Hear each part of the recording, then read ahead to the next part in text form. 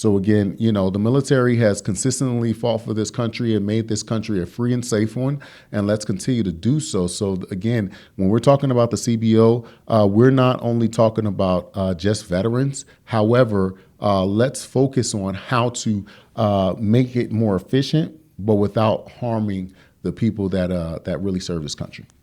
No, definitely don't want to do that. So again, there's more proposed changes here. We want to really just educate you on those, right? Not to strike fear or anything of that nature, but really just provide you with that education so that if any of these things do come down the pipeline to be legislation, you are prepared for what's going on. That's what we're here to do. Prepare you at the Prepare to Compete podcast. Most definitely. Now, definitely. So the next proposed change actually hits the world of healthcare, okay? So they're talking about ending medical care enrollment for priority groups 7 and 8. And now, obviously, CBO is doing a lot of different things here. But Kenneth, can you explain to our community here who exactly falls into those priority groups 7 and 8 and how these changes could potentially impact those veterans? Yes. So when we're talking about this, I want everybody to understand we're talking about a very vulnerable group of personnel, right? We're talking about ending medical care for a priority group 7 and a priority group 8. Okay. There are different priority groups regardless of how the VA works. So if you go to the VHA and you're looking for hospital care or, again, any type of health care, you're going to be assigned a priority based upon, obviously, income, based upon service connection, so on and so forth. Okay.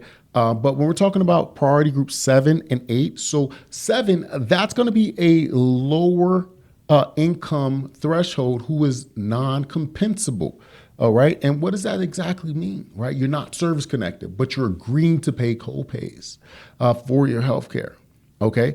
Now, when you're actually agreeing to pay co-pays, that's all fine and dandy. But now, again, you're talking about ending medical care for the veterans. OK. And not only any medical care for veterans, you're also talking about any medical care for a vulnerable group of veterans who is a specific sector, okay, who is a lower threshold, who is a lower income threshold. And that's, again, lowering that for priority group 7. All right. And now when we're talking about any health care for and penalizing the higher income group of veterans, right, and priority group 8, that is going to be the higher income but non-service connected. So when we're talking about that, how we need to make sure what we're stating here, what we're doing here, and ending healthcare is a very, very detrimental portion of harming our veterans at hand. Okay, healthcare is should be something that is provided for someone who's fought for this country on a regular basis, who's been exposed to hazardous noise, who's been exposed to certain toxic exposures, right? Agent Orange, chemicals, hazmat on a regular basis, JP5, JP4, a flight deck, and so on and so forth. These things, again, we're literally exposed to these things on a regular basis. So if you're exposed to these things on a regular basis, there are going to be some health complications that you're exposed to. So now you need to be taken care of. And now for the CBO to propose ending healthcare just to cut back on the budget for some of the most vulnerable group of veterans, and also penalizing some of the most, more successful veterans in regards to higher income. And that doesn't necessarily mean, success when we're talking about income. However, just to kind of put it in perspective, that is going to harm a very large group of personnel. So when we talk about these proposals, let's focus on areas that are not going to really harm the vulnerable. And again, ending healthcare, I think, is really one that gets under my skin there.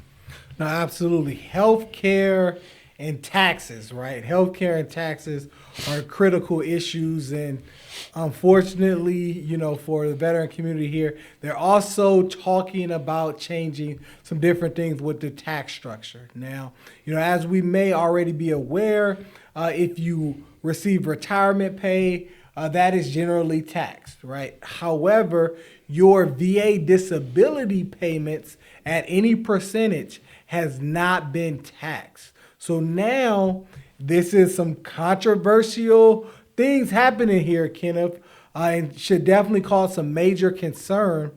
They're actually trying to shift the landscape to actually tax disability payments. Yes, yes.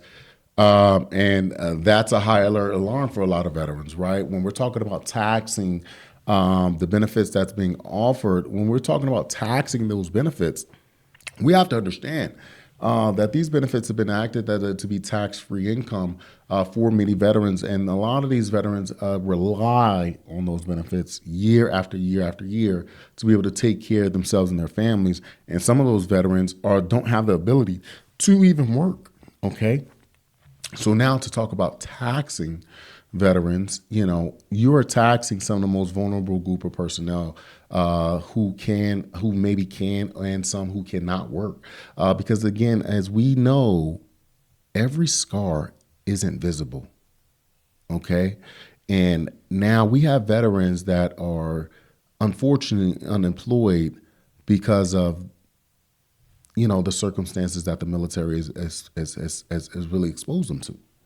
So with that being said, taxing the income of the disability benefits is essentially reducing the amount of the ability to be able to take care of that veteran and their family. Wow. Okay. So again, having financial security is going to potentially make sure many veterans are okay. Okay, they already deal with a lot of stressors ongoingly, due to chronic pain, due to again constant diseases and issues. Right, many veterans. Okay, however, having financial security in some vein of receiving their disability benefits, that's something that is going to provide some type of solace for them and their family. So please, again, these proposals, I'm not going to say that they could be absurd, but I'm going to say it's not going to be able to go over well with the veteran community. That's all I'm going to say. But with that being said, with the CBO, as we understand that these are all proposals, I want everybody to understand that these are all proposals. And as we advocate for veterans, I want you guys to understand that when we go into these offices and go and speak to this personnel, we are always going to put you guys at the forefront. And some of these proposals right here are not going to really fly well in those discussions. So as the veteran community knows, we're here to serve, and we're always going to be here to educate and support. Absolutely. Kenneth, thank you for this wonderful information. And for veterans that kind of want to make sure that they're staying in the know, right? They're staying updated on resources and different things on knowing what proposed change is becoming legislation. Because, as we kind of got into April of 2025, a lot of veterans were thinking about, hey, tinnitus was going away, changes with sleep apnea, changes with other conditions with mental health and different things that were proposed. And it was almost like stamped that those things were happening in April of 2025. However, even those changes haven't been really finite into going into legislation there. Yeah. They're still churning. That wheel. Again, it's coming down the pipeline, but again, you guys can always reference a video that we're going to make sure that we put out for you guys when it drops. Okay. We don't like to put teasers out. We want to make sure that we actually talk about the real stuff in real time. Right.